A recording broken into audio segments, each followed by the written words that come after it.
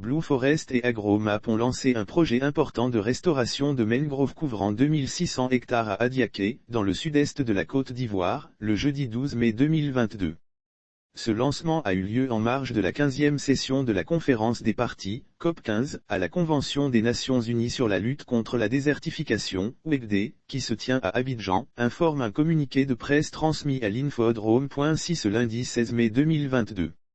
Planter plus de 100 000 plantes de mangroves. La Côte d'Ivoire a perdu plus de 10 000 hectares de forêt côtière au cours des 10 dernières années. Ce projet vise à inverser cette tendance et à planter plus de 100 000 plantes de mangroves et 60 000 arbres agroforestiers à proximité du parc national des îles Éothiles. Les arbres agroforestiers seront plantés sur des parcelles appartenant à de petits producteurs. Ainsi, plus de 1200 petits producteurs seront positivement impactés par ce projet d'agroforesterie. Ce projet fait partie des 100 meilleurs projets sélectionnés parmi un groupe de 3,200 candidatures dans le programme Terra Fund pour AFR 100, géré par le World Resource Institute. One Tree Planted Realize Impact. Il inclut des bailleurs de fonds tels que Bezos Earth Fund, Facebook, la Fondation Good Energy, Lead Hill Philanthropies, Fondation DEN, la Fondation AKO et la Fondation Caterpillar.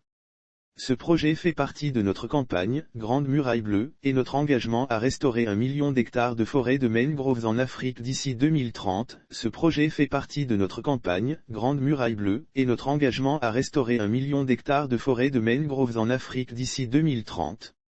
C'est notre premier projet en Afrique de l'Ouest et nous espérons en faire une référence de classe mondiale en matière d'adaptation climatique, a indiqué Vaïd Fotui, fondateur et PDG de Blue Forest.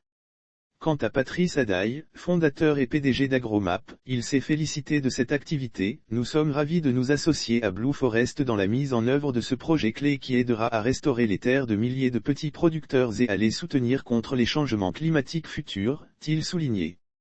Lire aussi hommage des producteurs de café cacao au président Ouattara. Les planteurs de manne mobilisés. La phase 2 de ce projet consistera à élargir la zone de reboisement à 10 000 hectares et à mettre en œuvre ce qui deviendra le plus grand projet de carbone bleu en Afrique de l'Ouest.